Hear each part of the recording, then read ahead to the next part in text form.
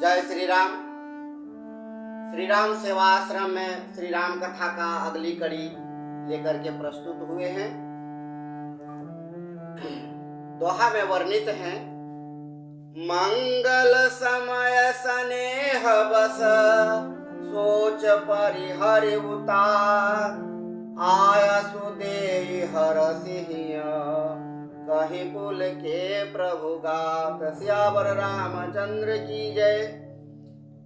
राम जी पिताजी से कहते हैं, हे पिताजी, इस मंगल के समय स्नेहवश होकर सोच करना छोड़ दीजिए और हृदय से प्रसन्न होकर मुझे आशीर्वाद दीजिए कि मैं वनवास जाने के लिए तैयार हो जाऊं।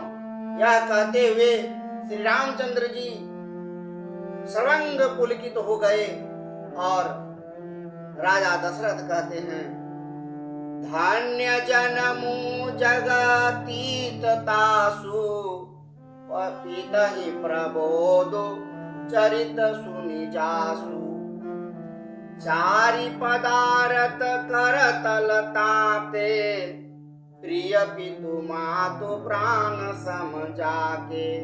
उन्होंने फिर कहा, इस पृथ्वी तल पर उनका जन्म धन्य है जिसके चरित्र सुनकर पिता को परम आनंद हो, जिसको माता पिता प्राणों के समान प्रिय हैं, चारों पदार्थ अर्थ धर्म काम मोक्ष जिसके करतल मुट्ठी में रहते हैं, वो पुत्र बहुत ही धन्य है जो पिता की भावना को समझकर, पिता के कहे बिना उनकी भावना को समझकर उनके अनुकूल जो कार्य करता है वो पुत्र धन्य है।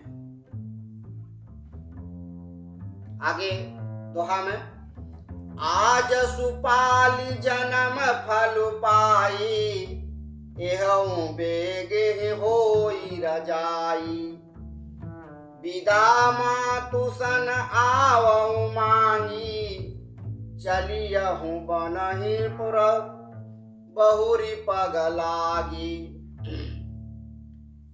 आपकी आज्ञा का पालन करने के लिए मैं एक क्षण में अपनी माता से आज्ञा पाकर आता हूँ और आप भी मुझे खुशी खुशी आशीर्वाद दे दीजिए कि मैं बन जाने के लिए बहुत ही तैयार हूँ। और पग को पैर को आगे लगाकर प्रणाम करते हैं और वन को चलूंगा।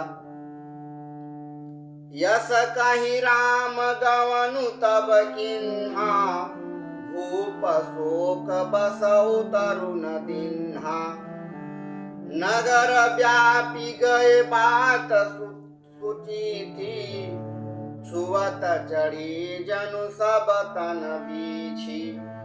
ऐसा कहकर श्री रामचंद्र जी अपनी माता से आज्ञा लेने के लिए जाते हैं कि हे माता, पिता का वचन निभाने के लिए और धर्म की रक्षा करने के लिए मैं 12 वर्ष तक का वनवास जाता हूँ।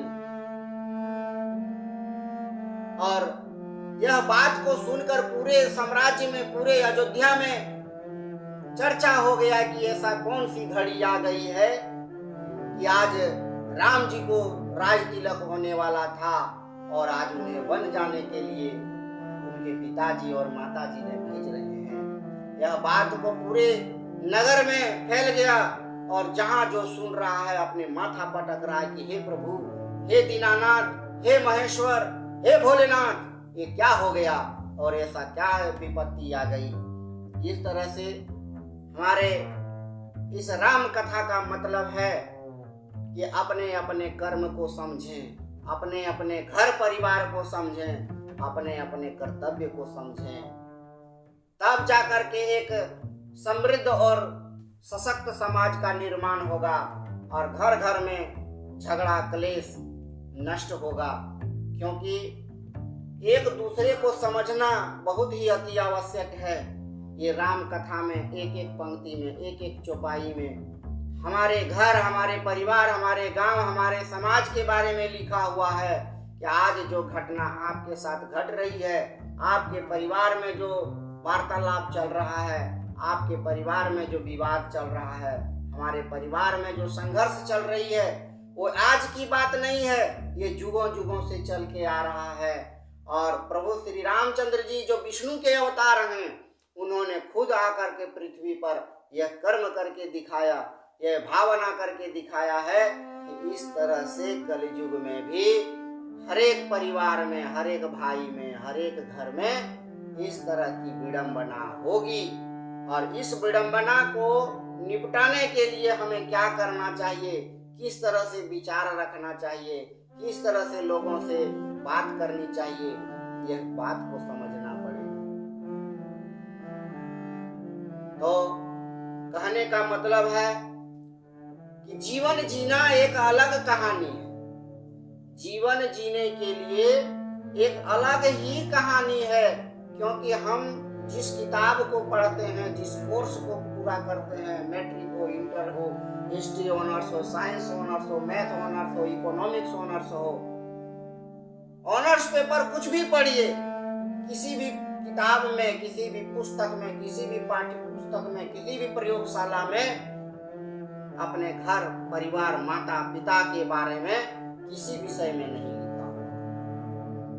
यह धर्म ग्रंथ ही एक ऐसा मार्ग है जो हर परिस्थिति का सामना करने के बाद आपकी समस्या का समाधान यहाँ पर मिलेगा।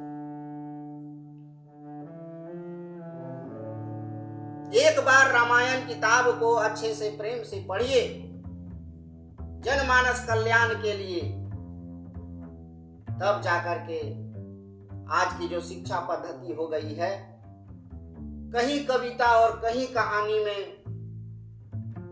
घर परिवार माता पिता रिश्तेदार को किस तरह से निभाना चाहिए, कहीं एक भी पंक्ति और कविता में नहीं वर्णित है।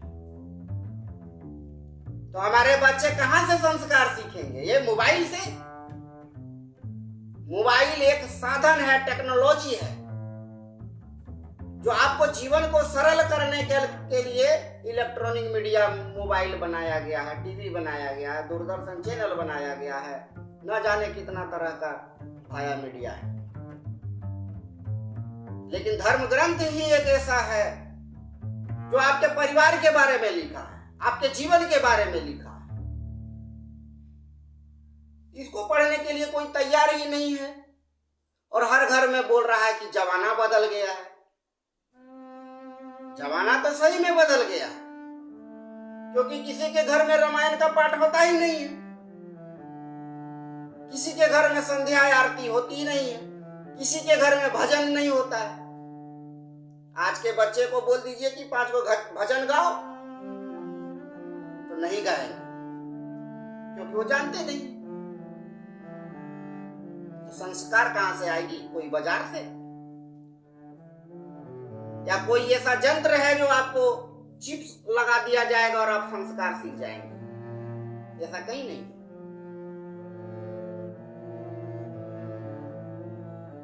तो श्री रामचंद्र जी का जीवन के वर्णन को एक बार समझें और अपने समाज और अपने घर की रक्षा के लिए आगे आए। नौजवान को आगे बढ़ने की जरूरत है। तो आज की कथा में बस इतना ही। जय श्री राम। जो हमारे चैनल को सब्सक्राइब नहीं किए हैं, अगला वीडियो देखने के लिए चैनल को सब्सक्राइब करें और मार्गदर्शन दें। जय श्री राम।